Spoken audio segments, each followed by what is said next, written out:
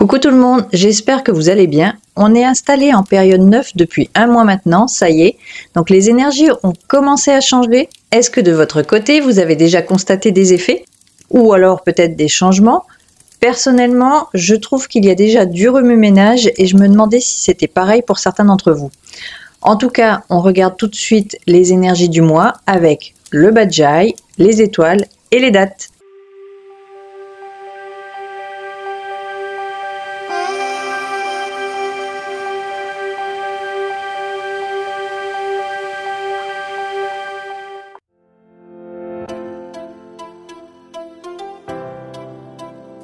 Le mois de mars solaire 2024 commencera le 5 mars 2024 et se terminera le 5 avril 2024 en fin de matinée.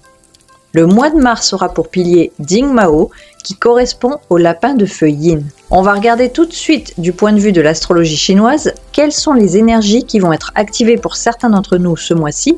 Mais avant ça, je vous renvoie vers deux de mes vidéos dans lesquelles j'ai donné un peu plus d'explications sur ce sujet. Ce sont les deux vidéos qui s'affichent ici et vous retrouverez le lien de cette mini playlist juste au-dessus de moi et aussi dans la description de la vidéo. Le mois du lapin activera l'étoile de l'homme noble pour les personnes ayant Ren, Ouyang et ou Gui, Oyin dans le pilier du jour ou de l'année de naissance. Si vous ne connaissez pas vos piliers du jour ou de l'année par exemple, il suffit de vous rendre sur la calculatrice Padze de mon site et de rentrer votre date de naissance pour connaître vos piliers. Le lien de la calculatrice se trouve aussi dans la description. L'étoile de l'homme noble, qui est aussi appelée étoile d'assistance, est une étoile d'astrologie favorable qui est capable de résoudre beaucoup de difficultés en plus d'être un très bon soutien dans le quotidien. Donc elle peut aussi atténuer les effets d'une combinaison négative sur votre thème de naissance par exemple. Et elle est toujours très utile. Le lapin activera aussi l'étoile académique des personnes qui ont pour élément de personnalité Gui Loyin. Cette étoile donne beaucoup de talent et elle vous aidera à transformer une situation à problème en avantage. Donc c'est une étoile qui apporte de l'intelligence et aussi l'envie d'apprendre de nouvelles connaissances. Donc elle est très utile quand on veut se lancer dans de nouveaux apprentissages. Alors, qu'apporte encore le lapin? Eh bien, cette fois, c'est l'étoile de romance, appelée aussi fleur de péché. C'est une étoile qui influence les émotions et la vie sentimentale, entre autres. La fleur de péché sera activée pour les personnes qui ont l'un de ces trois animaux dans leur thème, sur le pilier du jour ou de l'année. Donc, on a soit le tigre, le cheval ou le chien. Si vous avez l'un de ces trois animaux, le mois de mars sera un bon soutien si vous cherchez une moitié.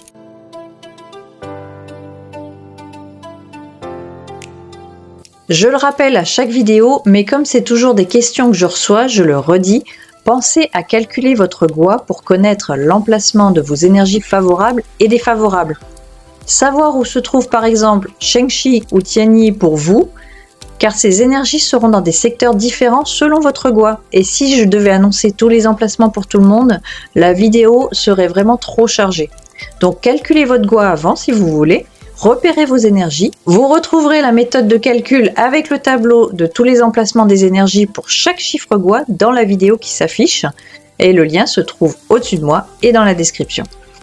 Et si vous souhaitez apprendre à pratiquer le Bajaj par vous-même, eh ben vous retrouverez les liens de mes modules à ce sujet dans la description aussi. On commence par les énergies Bajaj renforcées en mars 2024. Le mois de mars aura les mêmes énergies que février avec les mêmes 5 énergies renforcées sur 8. On commence par les défavorables.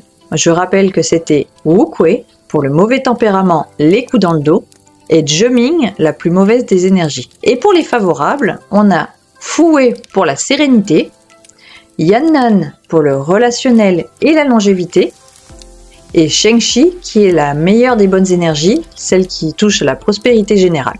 Du côté des énergies affaiblies pour les défavorables, il va nous rester Hohai, les petits tracas du quotidien, et Liusha pour les accidents et les procès. Et du côté des favorables, eh ben, ce sera Tianyi pour la santé et le soutien qui sera affaibli donc ce mois-ci aussi.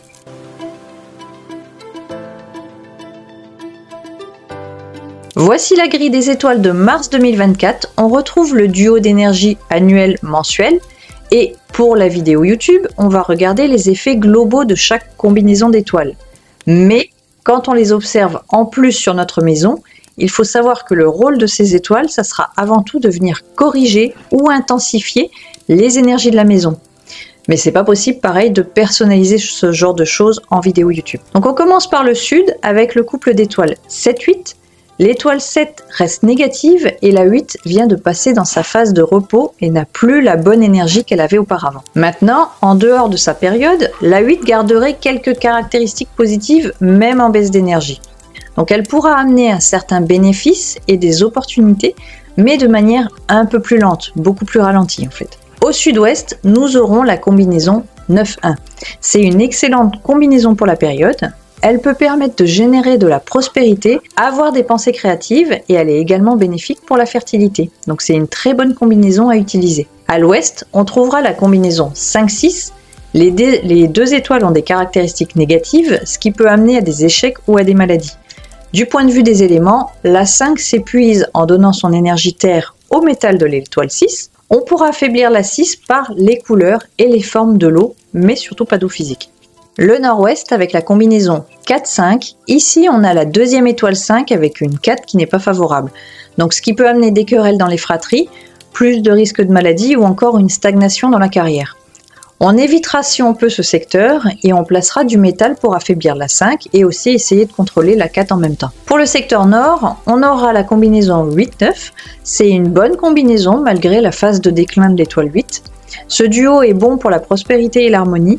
La seule chose, c'est que ce sera de manière ralentie car la 8 est l'étoile Terre qui, dans cette période, du coup, amène pas mal de ralentissement. Le secteur nord-est va contenir la combinaison 6-7. Ce sont deux étoiles métalliques en phase négative qui peuvent amener des blessures, de la jalousie ou des conflits. Elles sont d'autant plus dans un secteur Terre qui va renforcer ces deux étoiles. Alors, on pourra encore une fois amener de l'élément eau symbolique, je rappelle, par les couleurs et les formes. J'insiste bien sur cet aspect pour atténuer ces étoiles métalliques. Maintenant, comme je l'ai déjà dit, il faudrait surtout voir comment ces étoiles interagissent avec celles de la maison pour réellement savoir quel élément apporter. Mais ça, c'est pas possible dans une vidéo YouTube. Le secteur Est va contenir le couple 1-2. Techniquement, la 2 est passée en phase positive, mais il faudra un peu de temps pour s'en assurer. La 1 est une très bonne étoile. L'influence du couple peut être bonne pour la prospérité, la reconnaissance, mais aussi pour les voyages. On surveillera la santé et notamment la sphère gynécologique par contre ce mois-ci. Vient enfin le secteur sud-est qui va contenir le couple 2-3. Ce duo était extrêmement mauvais en période 8. Il faisait partie des plus mauvais couples et surtout il était connu comme un duo à divorce, apportant de forts conflits. Avec les changements de phase de la 2, on restera quand même vigilant. Je pense que les effets de cette combinaison ne seront plus aussi forts qu'avant. Ça reste mon avis à moi, tous les praticiens ne seront peut-être pas d'accord avec ça. Je reste quand même vigilante car, comme je viens d'en parler tout à l'heure, il va falloir un peu de recul pour observer les effets de l'étoile 2 à partir de maintenant. Et enfin, pour terminer avec les étoiles, la combinaison du centre qui reste bloquée et inactive concernera le couple 3-4 ce mois-ci.